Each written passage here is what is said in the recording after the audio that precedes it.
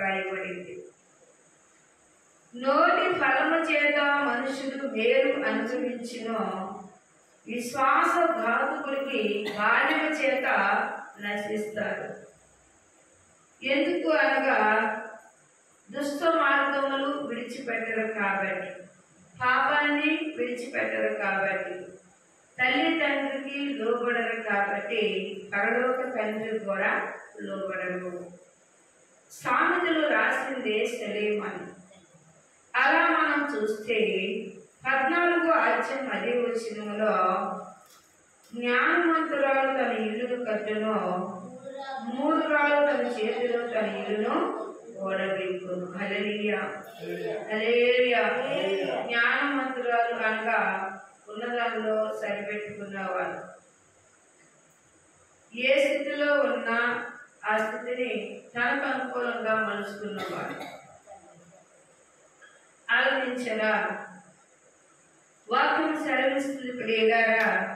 మరి జ్ఞానవంతురాలు అంటే ఏ స్థితిలో ఎంత తన భర్త కానీ, మామగారు కానీ, అత్తగారు కానీ తన ఇంటిని చక్కపరుచుకున్నవాడు, తన గుట్టును బయటకు పెట్టుకోకుండా చక్కగా ఉన్న దానిలో సమృద్ధిగా ఉన్నవాడు తన ఇల్లును కట్టుకుంటారట.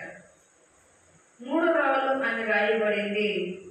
ఏమున్నా, ఎంత బాగా చూసుకున్నా, ఎంతగా వారిని ఏ స్థితిలో హెచ్చించాలి ఆశ కలిగి అత్తగారు కానీ మామగారు కానీ చూసుకున్నా వాళ్ళంట ఎప్పుడు చిన్న చూపు చూసేవారు. ఎవరంటే మూఢురాలు. వీళ్ళు తనిష్ట రాజ్యంగా నడుస్తారు, తనకి నచ్చినట్లు ఉంటారు, తనని ఎవరు ఏం చెప్పినా వినరు. ఆ మాటకు వారు లోబడరు. ఎవరేం చెప్పినా కూడా ఏమంటారంటే మా ఇష్టాలు నెరవేర్చలేదు అంటారు. హల్లెలూయా, హల్లెలూయా. అందుకే ప్రియులారా, వాక్యం సెలవిస్తూ ఉంది, యథార్థముగా ప్రవశించేవాడు యెహోవా యందు భయభక్తులు కలిగి ఉంటాడు. తనను యథార్థంగా ఉన్నప్పుడు ఎంతమంది ఏ రీతి చూపినా వారిని చూచి కూడా భయపడరు. ఎందుకంటే తను ఏంటో దేవునికి కనపరుచుకున్నాడు. తన గురించి తనను మరి ఏ విధముగా అయితే తనను కనపరుచుకున్నాడు అంటే సొలొమోనులాగా. బాల్యంలో ఉన్న ఈ సొలొమోనులాగా మనకు కనబడుతుంది ప్రియులారా. అందుకే ఇక్కడ అంటాడు, కుటిలి చిత్తడు ఆయనను తిరస్కరిస్తాడు, మూఢురాలు నోట. చూడండి, మూఢురాలు నోటనంట ఏముంది అంటే వ్యర్థం అంటే గర్వం ఉంది. ఈ గర్వపు మాటలు, నాకేమి క్రొదవా, నేనంటే ఏంటి, ఒకరు లెక్కలేని తనం. ఏ మాటకి లోబడరో వారు మురుగురాలు చేయబడేది. అందుకే పిల్లల వాక్యం సెలవిస్తుంది. ఇక్కడ అంటూ ఉన్నాడు, మూఢురాలు అనే మాట మనం చూస్తే ఎలాంటిది మూఢురాలు? ఇతరులను కష్టమైన, ఇతరులకు నొప్పి కలిగిన ఆ మాట అనేటప్పుడు వాళ్ళు బాధపడుతున్నారని అనుకోరట. వారి నోటికి ఎంత వస్తే అంత మాట్లాడతారు. వారిని చిన్న చూపు చూస్తారు, వారిని కంటే మేము గొప్పలమని చెప్పుకుంటారట. అందుకే వీరు ఎవరు అని చూస్తే మూఢురాలు. ఎవరెవరు వీళ్ళు? మూఢురాలు. నిజమే, దేవుడు అంటున్నాడు, నీవు ఎలా వచ్చావు అంటే దిగంబరగా వచ్చావు. నువ్వు ఎలా వెళ్తావు అంటే దిగంబరగానే వెళ్తావు. ఈ మూఢురాలు మాటలు ఏమైనదంటే గర్వమైనది, క్రొదవలేని మాటలు, ఇతరులను గాయపరిచే మాటలు, ఇతరులను శోధించే మాటల వల్ల మూఢురాలు అని రాయబడింది. అందుకే ఇక్కడ అంటున్నాడు, యథార్థ ప్రవశించేవాడు యెహోవా యందు భయభక్తులు కలిగి ఉంటాడు. అతడు దేనికి జరడు అంటే లోకానికి జరడు, దేవుని యొక్క వాక్యానికి జరుస్తాడు, పాపానికి జరుస్తాడు. తన నోటలో వచ్చే మాట ఇతరులను గాయపరుస్తున్నామేమో, మా నోటి మాటను బట్టి ఇతరులను మేము హింసిస్తున్నామేమో అని దేవుడి వాక్యమందును అతను ఏం చేస్తాడంటే ప్రియులారా భయపడి కలిగి ఉంటాడు. అతను సరి చేసుకుంటాడు. ఎప్పుడు కూడా తను సరి చేసుకుంటాడు. నేను నిజంగా ఇట్లా అంటున్నానేమో, ఒకవేళ నా మాట వల్ల వాళ్ళు ఇబ్బంది పడుతున్నారేమో, నా మాట వల్ల వాళ్ళు నేను హింసిస్తున్నానేమో, నా వాటి వల్ల నేను ఎప్పుడైతే మాట్లాడుతున్నప్పుడు గాయపరచబడుతున్నానని తనకు తను అనుకుంటాడంట ప్రియులారా. హల్లెలూయా, హల్లెలూయా. అందుకని అంటున్నాడు, 3 రాళ్ళ నోటు బెత్తం వంటి గర్వం ఉన్నది, జ్ఞానము గల పెదవులు వాటిని కాపాడుకుంటాయి. పెదవులు కాల్చిన దేవుడు అంటున్నాడు. యేసుక్రీస్తు వారు ఇంకొక మాట చెప్పారు. ఇదిగో తన శిష్యులు వస్తూ ఉండగా ఒక చేరులో వస్తూ ఉన్నారట, అడ్డం పడి వచ్చారట. అక్కడ వెన్నెలు తుంచి, కసిన వెన్నెలు తుంచి చేతులు వేసుకొని నలుపుకొని ఊదుకొని తిన్నారట. ఒరే, మీరు యేసుప్రభు శిష్యులే కదా అని చెప్పుకుంటున్నారు కదా, మరి ఇలాగే చెప్పారా? నీవు పరాయి వారి చేలో పడి తీసుకొని తిని పాడి చేయమని చెప్పారా అని ఆ యొక్క చేతులు అడిగారట. ఆ మాట యేసుప్రభు వారు అన్నాడు, పక్కవారి చేతులనే చేవల్లో కాంచి తీసుకొని వచ్చి మీరు నలుపుకొని తినకూడదు. కానీ మీరు ఎలా ఉండాలి అంటే, మీ నోటి నుండి వచ్చేది, లోపల నుండి వచ్చేది ప్రతిదీ పవిత్రముగా ఉండాలి. బయట నుండి వచ్చేది ఏం చేస్తారు? అందులో పవిత్రంగా ఉన్నాయా లేవా, శుభ్రంగా ఉన్నాయా లేవా, వీటికి ఏమో ఇష్టపదార్థాలు అందుతున్నాయేమో, ఎంతమంది చాలా చేతుల మీద తిరుగుతున్నాయి కదా. ఈ పండ్లను మనం కలుపుకోవాలి, ఈ పండ్లను శుద్ధి చేసుకోమని తినాలి. యేసు ప్రభువారు అంటున్నారు, అన్ని శుద్ధి చేసుకొని తినమైతే నువ్వు తింటున్నావు, కానీ నీ నోట నుండి వచ్చేది కూడా శుద్ధికరంగా ఉండాలి. ఎందుకంటే నీ పరిశుద్ధం కనుక మీరు కూడా పరిశుద్ధులై ఉండాలి. హల్లెలూయా. అందుకే పెదవులు లేని చోటను ఇక్కడ అంటున్నాడు, ఏదైనా ఎద్దులు లేని చోట గాలి ఎందుకు ధాన్యం ఉండదు, ఎద్దు బలము చేత విశాలమైన వచ్చబడి కలుగును. హల్లెలూయా. యాసకాలం వస్తుంది అనేసరికి ఇప్పుడంటే డాక్టర్లు ఎద్దులు కట్టి ఏం చేస్తారు పిల్లలు, ఒక్కొక్క ప్రాంతంలో ఎద్దులే ఇంకొన్నో డాక్టర్లు కాదు, భూములు దున్నుకుంటారు. యజమానికి ఎంతో రెక్కబలం అంట ఎద్దు. అతడు చేస్తూ ఉంటుంటే ఆ పనంతా చక్కగా చేస్తాయంట, భూమంతా దున్నేస్తాయి. మరి అవి యజమానికి చక్కగా ఎప్పుడంటే అంట. అవి ఎప్పుడైతే పెళ్ళగించి ఇతను ఎదురులు వేస్తాడో పంట సమృద్ధిగా కోయడానికి వస్తుంది. పెళ్ళగించుకోకుండా ఎప్పుడు వస్తుంది? ఏ వస్తువు అని, ఏ ఇతనం అని వేయాలంటే భూమిని ముందు పెళ్ళగించాలి. అందుకే అంటున్నాడు, భూమిని పెళ్ళగించినట్లు ఎద్దు ఎలా అయితే కష్టపడుచు ఉందో, జీవం గల దేవుని హృదయముల వాక్యంలో దున్ని నాటపడినప్పుడు అది ఫలించేదాకా ఎదురు చూడాలి. అందుకే ఇక్కడ అంటున్నాడు, ప్రియుల దేవుని స్తోత్రములు. హల్లెలూయా. నమ్మకమైన సాక్షి అబద్ధమాడడు, కుట సాక్షి అబద్ధం ప్రియుడు. ఎందుకంటే అందరూ సాక్ష్యాలు చెప్తే ఇది అంటాడంట, ఏదో ఒక సాక్ష్యం చెప్పాలి. నేను కూడా ధైర్యం అందరికి వెళ్తున్నాను కదా, ఏదో ఒక సాక్ష్యం చెప్పకపోతే ఎవరనుకుంటాడంట. కానీ ఇది ఎలా చెప్తున్నాడంటే, నమ్మకమైన సాక్షి అబద్ధమాడడు. తన దర్శనాలు కానీ, తన గర్భాలు కానీ, తన ప్రార్థనలో చూపించిన దర్శనాలను కూడా దేవుడు చూపించినవి ఆసక్తి కలిగి నిలబడ్డాడంట. మళ్ళా ఆసక్తి కలిగి నిలబడిన వారు మనం చూస్తే ప్రియులారా, ఇక్కడ ఒక మాట అంటున్నాడు, అపహాసకుడు జ్ఞానం వెతకడం వ్యర్థం. అపహాసకుడు జ్ఞానాన్ని వెతకడం వ్యర్థం అంట. ఈయన అనుకుంటాడు, ఏమో చెప్తున్నారు కానీ వారికి నాకేం అర్థం కావట్లేదు. మనం ఉన్న తీరు ఒకటే, ఇక్కడ కూర్చుందో తీరు.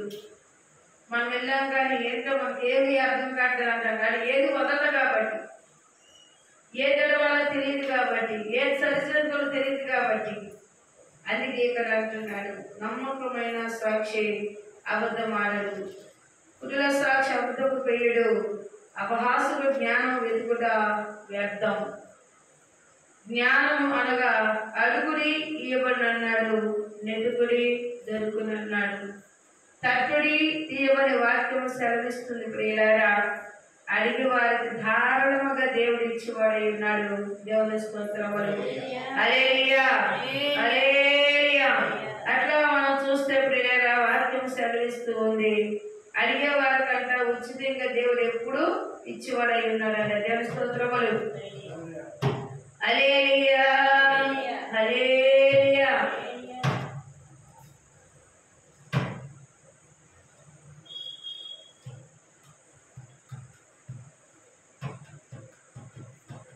ఇంత మంచి దేవుడు యేసయ్యా, నీవెంత మంచి దేవుడు యేసయ్యా, ఎంత మంచి దేవుడు యేసయ్యా, నీవెంత మంచి దేవుడు యేసయ్యా, చింతలన్నీ నీవేనయ్యా, నిన్ను చేరగా ఎంత మంచి దేవుడు యేసయ్యా, నీవెంత మంచి దేవుడు యేసయ్యా,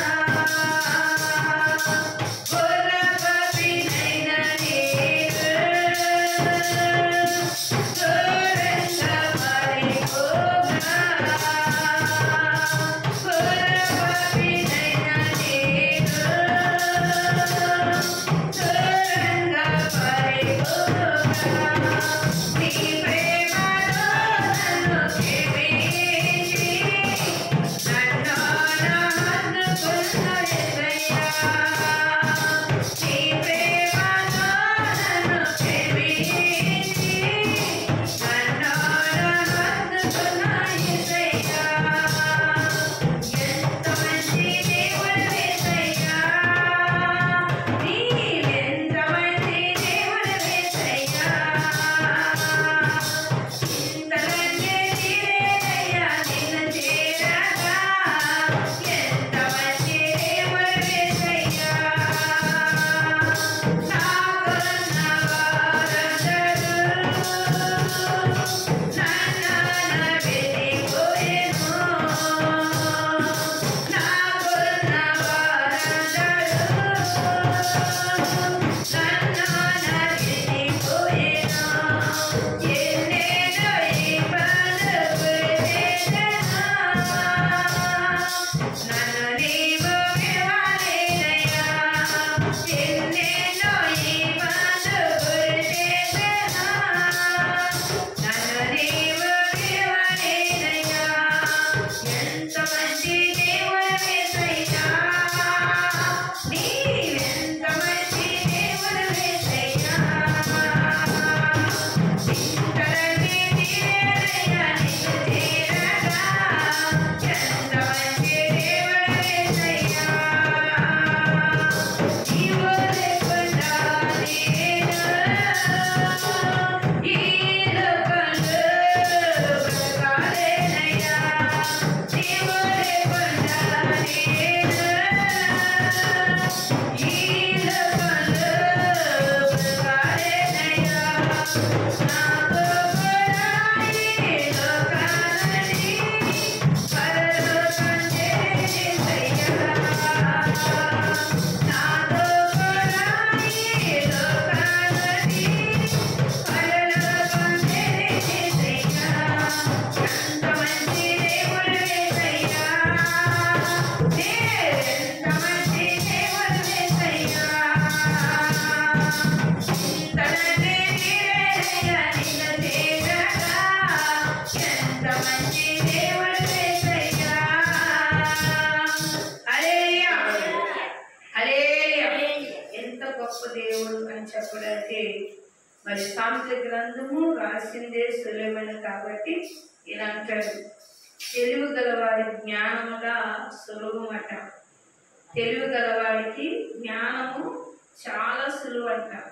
ఎందుకంటే ప్రియులారా, వాక్యం సెలవిస్తూ ఉంది, జ్ఞానవంతుడు ఎప్పుడు కూడా నెమ్మది కలుగుతాడు, ఆలోచిస్తాడు, అతడు వెతుకుతాడు, దేవుని చేస్తాడంట, వెతుకుతాడు, ప్రార్థన చేస్తాడు. ఎవరైనా ఒక మాట అంటే నిదానించి దాని గురించి కన్నీరు కాస్తూ అతనిని క్షమించమని అడుగుతాడు. అందుకే ఇక్కడ అంటున్నాడు, తెలివిగల వారికి జ్ఞానము చూడండి సులభమట. బుద్ధిమంతుని ఎద్ద నుండి వెళ్ళిపోము, జ్ఞానవచనములు వాని యందు కనబడును కదా. బుద్ధిమంతుడికి జ్ఞానవచనములు ఎలా కనబడతాయి అంటే అతడు వెతుకుతాడు కాబట్టి, వెతుకువాడికి దేవుడు ఏమిస్తాడట? జ్ఞానాన్ని ఇస్తాడట. జ్ఞానం ఏమిస్తుందట? సంపదనిస్తుందట. సంపద ఐశ్వర్యం ఇస్తుందట. పిల్లలు ఆలకించండి. జ్ఞానమును ఎదుర్కొన్నవాడు లోకంతో ఏం సంఘర్షంగా ఉండడు. జ్ఞానం కోసం పోట్లాడచ్చు, జ్ఞానం కోసం ఆయన యందు నిలబడుచున్నవాడు మరి వాక్యం సెలవిస్తుంది, దేవుని తట్టే చూస్తాడట. ఎన్ని కష్టాలు వచ్చినా, దేవా నా కొరకు ఈ కష్టం ఏ లాభకరం చేయబడినదో ప్రభా, మరి ఈ కష్టం నాయన దీని పక్క నాకు ఏ మేలు దాచవు ప్రభా. దేవా నీ వైపు నేను చూస్తున్నాను. మరి ఈ యొక్క శ్రమ నుంచి నన్ను విడిపించడానికి నువ్వు ఇంకా ఏ యొక్క అనుభవాలు నాకు నేర్పించాలనుకున్నావు ప్రభా.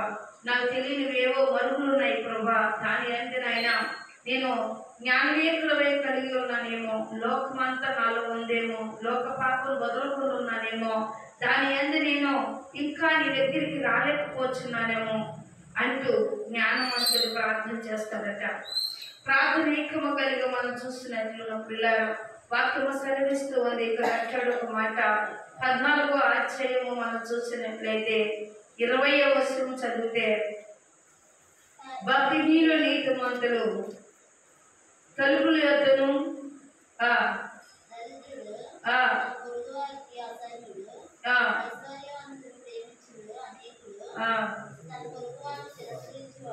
పాపము చేయవాడు. దేవుని స్తోత్రములు. హల్లెలూయా, హల్లెలూయా. దరిద్రుడు తన పొరుగు వారిని అసహించుకుంటాడు. ఏం చేస్తాడంట? అసహించుకుంటాడు. దరిద్రుడు అంటే పిల్లరా, ఇంతకు ముందు మనం చదివాం. ఎలా అంటే పుట్టేటప్పుడు ఎట్లా ఉంటాడంట? దిగంబరగా ఉంటాడంట. అతడు వెళ్ళేటప్పుడు ఎలా ఉంటాడంట? దిగంబరగా ఉంటాడంట. వస్తా ఐశ్వర్యం తీసుకొచ్చాడంటే ఏ ఐశ్వర్యము తెచ్చేవాడై కాదు.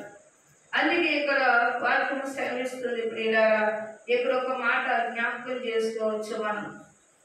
20 దరిద్రుడు అనే పొరుగు వారిని అసహించుకుంటాడు. ఐశ్వర్యవంతుడు ప్రేమించేవాడు అనేకులు, తన పొరుగు వారు విస్తరించేవాడు పాపం చేయవాడే. ఎందుకు అంటే చూడండి, ధనాన్ని చూసి హెచ్చించుతారు కొందరు, కొంతమంది గుర్రాలు చూసి హెచ్చిస్తారు, కొంతమంది పొలాలు చూసి హెచ్చించబడతారు, మరి కొందరు బ్యాంక్ బ్యాలెన్స్ చూసి హెచ్చించబడతారు. మరి ఈ దరిద్రుడు ఎవరు అని మనం చూస్తే యేసుక్రీస్తును తప్ప మరి లోకంలో దేనికోసమో హెచ్చించేవాడు కాదు. దరిద్రుని పుట్టించింది ఎవరు? దేవుడే. ధనవంతుని పుట్టించింది ఎవరు? దేవుడే. కానీ పక్కవాడిని చూసి అసహించుకున్న వాళ్ళ గురించి చూస్తే వీళ్ళ వాక్యం సెలవిస్తుంది, అతడే దరిద్రుడట. అతనికి తెలియదు అతను ఏది కోల్పోయాడో, దేని అంది సరిలేక ఉన్నాడో, దేని ఎక్కాలో తెలియదు. కాబట్టి ఈ దరిద్రుడిని మనం ఒకసారి జ్ఞాపకం చేసుకోవచ్చు. అతని ఇంగిలాకులను మరి కుక్కల నాకులను ఆయా విస్తరంలో ఉన్నవి అతను తినివాడై ఉన్నాడు. అతని ఆహారములను చాలా భయంకరముగా శరీరం అంతా కురుకులతో నిండి ఉన్నాడు. అతను చూస్తే భయంకరంగా ఉన్నాడు. కానీ ప్రియులారా, చాలా దరిద్రం అంతా కూడా భూమి మీద అనుభవించాడు. కానీ దేవుని వదలలేదు. అంటే శ్రమ వచ్చినా దేవుని వదలలేదు. దేవుడు తట్టే చూశాడు. మిక్కిలి కలిగి ధనవంతుడై ఉన్నాడు. భోగభాగ్యములు అనుభవించాడు. ఆ ఏసీల్లో పండుకున్నాడు. తన కాలు కింద పెట్టలేదు. ఏనాడు కూడా ఒక పని చేసింది ఎరగడు. పూర్వీకులు సంపాదించిన ఆస్తుల మీద అతడు సమృద్ధిగా కలిగి ఉన్నాడు. మరి దేవుడు పిలుపు వచ్చింది. ధనవంతుని పిలిచాడు దేవుడు. ధనవంతుడు వెళ్ళాడు. పిల్లరా, ఎవరైనా శరీరం మొదలుపెట్టింది కాబట్టి ధనవంతుడు కూడా వెళ్ళాడు. ఆకాశానికి భూమికి మధ్యన తిరుగుచున్నాడట. కొన్ని దినములు అయిన తర్వాత ఆ యొక్క దరిద్రుడైన లాజరు కూడా దేవుడు పిలిచాడు. తనకి టైం వచ్చింది. పిలిచిన వెంటనే దేవదూతలు కిందకి దిగారట. ఈ ఆత్మను చేతుల మీద పట్టుకున్నారట. ఆత్మను తీసుకుని వెళ్ళుచున్నారట. ప్రియులారా, ఈ ధనవంతుడు ముందే వెళ్ళి ఉన్నాడు కదా, ఈయన చూస్తున్నాడంట. ఆకాశం భూమి మధ్య తిరుగుతున్నాడేమో ఒక మాట అనుకున్నాడంట. ఇదేంటి వీడి జీవితం ఎట్లా ఉన్నదేంటి, నా జీవితం ఎట్లా ఉన్నదేంటి, నేనంటే ఏంటి అంటున్నాడంట. ఈ శరీరం వదిలేసిన ఏమంటున్నాడు, శరీరం వదిలేసిన నేనంటే ఏంటి అన్నాడంట. అంటే ప్రియులారా గబగబా వచ్చాడంట. ఇదిగో ఇతను ఎక్కడ తీసుకెళ్ళిపోతున్నారని పరిగెత్తుకొని అతను అనుమానం వెళ్ళాడంట. అమ్మడిచ్చాడు. అతను ఎల్లుచు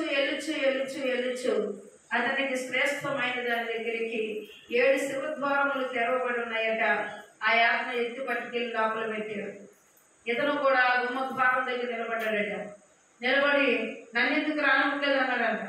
మనం రక్షణ పొందేవా, రక్షణ అంటే ఏంటి, యేసుప్రభువుని ఎరిగావా, నేను ఎప్పుడు చర్చికి వెళ్ళలేదు అన్నాడంట. నాకేం పని, నేను అసలు వెళ్ళలేదు, నేను భోగభాగాలు 6 దరిద్రులు కాబట్టి వెళ్ళాడు అన్నాడు. దేవుని స్తోత్రములు, హల్లెలూయా. దరిద్రుడు ఎక్కడికి వెళ్ళాడు ప్రియులారా? ఈ దరిద్రుడు ఎక్కడికి వెళ్ళాడు? పరలోకనించి రాజ్యంలోకి వెళ్ళాడు. ధనవంతుడని చెప్పుకుంటూ ఉన్నాడు. సుఖభోగములు అనుభవించాడు. ఏనాడు యేసు చర్చికి వెళ్ళింది లేదో, రక్షణ పొందింది లేదో, ప్రభుని ఎరిగింది లేదు. అతనికి దేవదూతలు దిగి ఇదిగో ఆ ఆత్మని కింద పడకుండా ఎత్తి పట్టుకున్నారు. నువ్వు భోగాలు అనుభవించావు కదా, మరి నువ్వు వెళ్ళి నీ పూర్వీకులు ఎవరైనా ఉన్నారేమో, నీ తరపులు ఎవరైనా ఉన్నారేమో, భూమి మీద శరీరము ఎవరైనా ప్రార్థన చేస్తారేమో చూడు అని మరి చెప్పారంట దేవదూతలు. మా వాళ్ళు పెద్దగా నమ్మిన వాళ్ళు లేరు మా వాళ్ళు, అయితే నేను వెళ్ళి చెప్తానన్నాడు. చెప్తానంటే నువ్వు వెళ్ళి చెప్తాను అంటారా? ఇంటికెళ్ళి అమ్మ నువ్వు వెళ్ళి రక్షణ పొందు, ఏమైనా సరే నువ్వు వెళ్ళి నా కోసం ప్రార్థన చేయంటే నువ్వెవరు నాకేం తెలుసు, సొంత భార్య అంటే ఈ దెయ్యాన్ని మా ఇంటికి వచ్చేసింది, చచ్చిపోయే కూడా నన్ను వదలట్లేదు అంటాడంట. బతుకొండగా శరీరంలో మాత్రమే చుట్టం భార్యాభర్తల సంబంధం. ఎప్పుడైతే శరీరం వదిలేసిన తర్వాత ఆత్మకి శరీరానికి సంబంధం ఉందా? ఏమంటారు పిల్లరా, తొత్తరవేళ తాడు కట్టండి, ఏదో ఒకటి చెయ్యాలి కానీ, లేకపోతే ఈ బద్దాగా మనం గుమ్మ ఉంచుకొని వదలట్లేదు అంటారు. కానీ వారు చెప్పారట, నీ కొరకు ప్రార్థన చేస్తే కనీసం చిటికుడు నీళ్ళని పడతాయి, దానందన్న నువ్వు మనసు నిర్మలం కలుగుకుంటావు, మంటలు తగ్గుతాయి అన్నారట. అందుకే ఇక్కడ నువ్వు దరిద్రులు ఎవరు ఐశ్వర్యవంతులు ఎవరు చూస్తే ఇక్కడ మాట రాయబడింది. జ్ఞానవంతుడు అట ఐశ్వర్య వారికి భూక్షోభములు, బుద్ధిమంతుడు మూర్ఖత్వమే. విజయమును పలుకన సాక్షి మనుషులకు రక్షించలకు అబద్ధమాడు బట్టి మోసగడను. హల్లెలూయా, హల్లెలూయా. దేవుడిని నమ్మని చెప్పుకున్న దానికంటే దేవుని ఎందుకు పెరుగులాడు వాడే గొప్పడు. నేను లోకాన్ని నమ్మించిన దానికంటే మనము లోకాన్ని వదిలేసి దేవుడి వైపు తిరగడం. దేవుడితో మనం ఉన్నప్పుడు దేవుడు మనతో మాట్లాడతాడు. దేవుడు అందరితో మాట్లాడతాడు, ఒకరితో మాట్లాడడం కాదు, దేవుడు అందరితో మాట్లాడతాడు. ఎందుకంటే దేవుడు వాక్యం సెలవిస్తూ ప్రియులారా, ఎవరైతే నన్ను ఎదుగుచున్నారో వారి దగ్గరికి నేను వెళ్తానంటున్నాడు. ఎవరైతే నా దగ్గరికి వస్తున్నారో వారి దగ్గరికి నేను కూడా వెళ్తానంటున్నాడు. హల్లెలూయా, హల్లెలూయా, హల్లెలూయా. 15వ అధ్యాయము.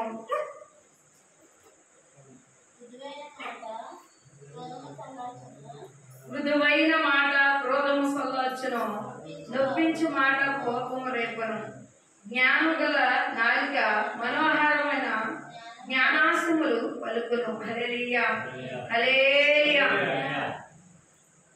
ఏదో విధంగా ఒక పాళ్ళు మన ఇంటికి వచ్చింది అనుకోండి, నేనే అత్తవారిని, అసమానం పాలు ఏదో అంటూ ఉంటాయి. పాళ్ళు ఏమంటుంది, మా ఎత్తగారు బాధ ఎప్పుడు తప్పుద్దో నాకు అనుకుంటుంది అనుకోదా, ఈవిడ బాగా టార్చర్ అయిపోతుంది బాబాయ్, నేను తట్టుకోలేకపోతున్నాను అంటుంది. అందుకే ఈవిడ ఆడే మాటలు ఎలా ఉన్నాయంటే ఆ పక్క వాడికి నొప్పు కలుగుతుంది, కోపం రేగుతుంది, మనసు నిర్మం లేదు. ఈ మాటల వల్ల లాభం ఏముందంటే ఏ లాభము లేదు. ఈ మాటల వల్ల సంపాదన కూడా లేదు. ఇంటిలో ఏం కలుగుతుందంటే ప్రార్థన కలుగుతుంది, నిర్మము లేదు, మనశ్శాంతి లేదు.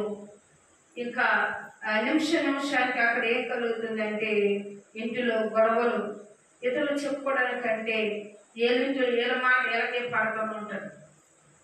అందుకే ఉన్నప్పుడు ఇలా వాక్యం సర్విస్తూ ఉంది, నొప్పించేవాడు కోపము రేపును, జ్ఞానం గల నాలిక మనోహారణ జ్ఞానాస్తములు కలగ చేసిద్దంట. ఎలాంటి తొవ్వను వచ్చిందనుకోండి, కొన్ని అదేమైపోయింది, పడితే నష్టమేట్రా వదిలే అంటాడు.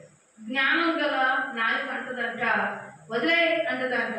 పడితే పెద్ద కాదు కదా, నువ్వు చిన్నవాడు అయిపోడు పెద్దవాడు అయిపోడు, వదిలే అంటాడు. అక్కడ ఏం చేశాడంటే ఆ యొక్క ఉచితమైన మాటల కంటే సల్లార్చుచున్నాడు. వేడి వేడి నిప్పుల మీద పసిన నీళ్ళు పోతే ఏమవుతాయి, ఎర్రగున్న నిప్పులు సల్లారిపోతాయి. అందుకే వాక్యం సెలవిస్తుంది, ప్రియులారా, సమాధానకర్తకైన దేవుడు అల్లరికర్త కాడు. నీటిలో నెమ్మది రావాలి, నీ ఇంట్లో ఎప్పుడు మనసు నిర్మలంగా ఉండాలి, నువ్వు ఎప్పుడు నవ్వుతూ సంతోషంగా ఉండాలి. ఎందుకంటే వాక్యం నీతో ఉంది, దేవుడు నీ పక్షంగా ఉన్నాడు, ఆయన ఆస్వాదిస్తున్నాడు, ఆయన నడిపిస్తున్నాడు, పోషిస్తున్నాడు. ఇంకా నువ్వు ఇంకా ఏం కావాలని బాగా ఉన్నతమైన మాటలు ఆడొచ్చు. ఇతరులు ఎవరికి పిలిచినావంటే దేవునికి ఇష్టమైన వాడు కావు నీవు. హల్లెలూయా, హల్లెలూయా, హల్లెలూయా. అందుకే సులెమోను రాస్తూ కొన్ని సంగతులు రాస్తూ అన్ని జ్ఞానం గల మాటలు రాశాడు. 5వ వచనం ఒక మాట, మూర్ఖుడు తన తండ్రి చేత శిక్ష తిరస్కరించిన గర్జింపుకు లోబడిన వాడు బుద్ధిమంతుడగును, నీతిమంతుని ఇల్లు గొప్ప ధననిధి కలిగింది. హల్లెలూయా, హల్లెలూయా. తండ్రిని జవదాటుకోకుండా ఎవరైతే ఉంటారో వారు వారి పిల్లలు కూడా అట్లా ఉంటారంట, వాళ్ళందరూ నడుస్తున్న వారు కూడా అట్లాగే ఉంటారంట. ఎందుకంటే ఆయన చెప్తున్నప్పుడు నేను వెనకపోతే ఊరుకుంటాడా? ఆలోచించరా? దేవుని స్తోత్రం. హల్లెలూయా. మరి ఇక్కడ మాట్లాడుతున్నాడు, తండ్రికి ఎవరైతే లోబడతారో, తల్లిదండ్రులకు లోబడిన పిల్లలంట స్కూల్లోకి వెళ్ళాక మాస్టర్ మాట వింటారంట, చర్చిలోకి వెళ్ళాక పాస్టర్ గారు మాట వింటారంట.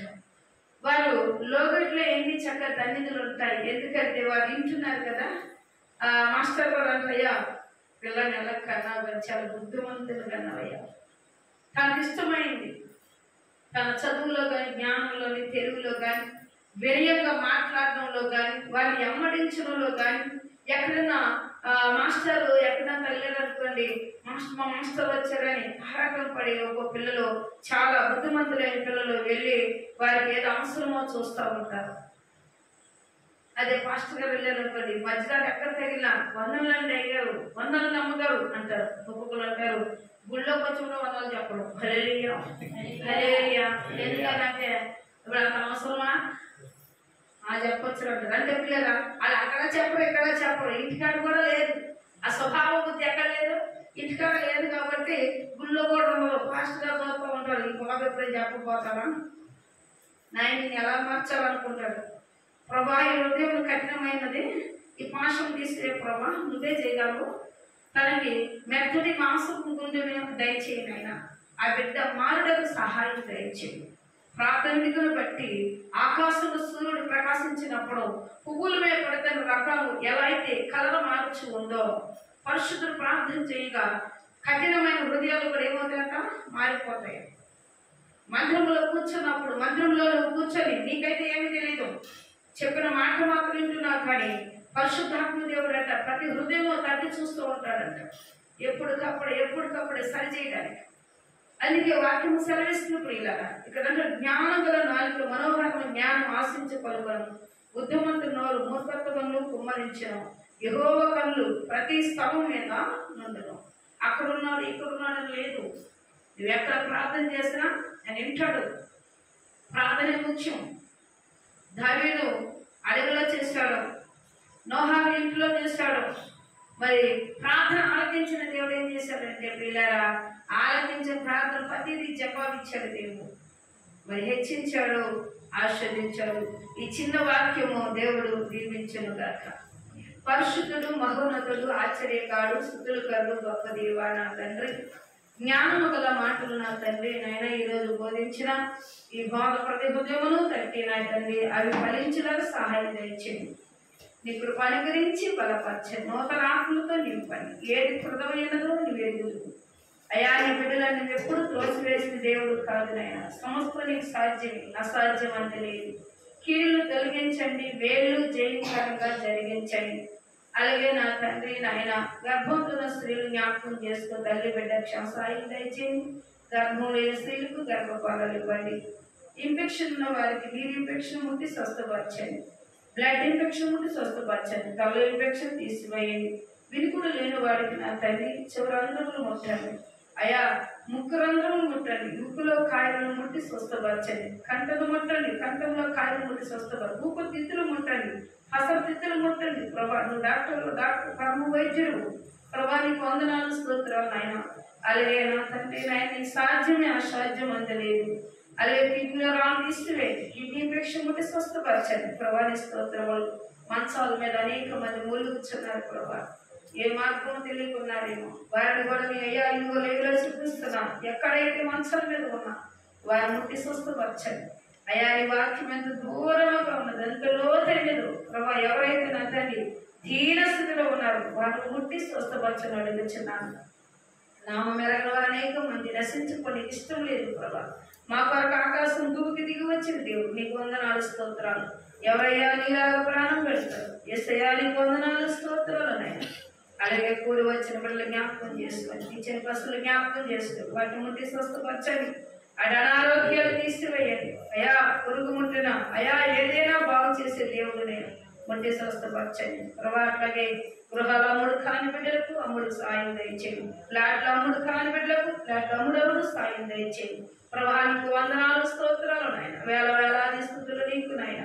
అలాగే ఈ గ్రామాన్ని కూడా దర్శించండి. గ్రామ ప్రజలు అధికారులు వేలొచ్చిన వారిని జ్ఞాపకం చేసుకొని గురువార ప్రాంతంలో ఇచ్చిన సంఘ బిడ్డలందరినీ జ్ఞాపకం చేసుకొని వారు ఏ అవసరం కొరకెళ్ళి వైపు చూస్తున్నారు ఆ కార్యములు నెరవేర్చండి నాయన. వాహనం ఇచ్చిన బిడ్డలు జ్ఞాపకం చేసుకొని ఆ బిడ్డలు నా తండ్రి నాయన వచ్చేవారు డ్రైవర్ చక్కగా నా తండ్రి నాయన వారికి లోబడి వారికి కావాల్సిన ధనానిధిలో వారికి సమకూర్చడానికి సహాయం దయచేయండి. పోయిన వస్తువులు దొరికేపు చేసిన దేవుడు రావాల్సిన సొమ్ము రావడానికి సాయం దయచేయండి ప్రభా. నీకు వందనాలు స్తోత్రాలు. రుణస్థులను బిడ్డలు జ్ఞాపకం చేసుకొని వారు రుణములు కొట్టివేయండి ప్రభా. కోర్టు విషయంలో కేసులు నిశ్చితమైంది అయ్యా. నీ చిత్తమైతే కోర్టులో ఉన్న కేసులు నిశ్చితమైతే కొట్టివేయండి ప్రభా. నీకు సాధ్యం అసాధ్యం అంత లేదు.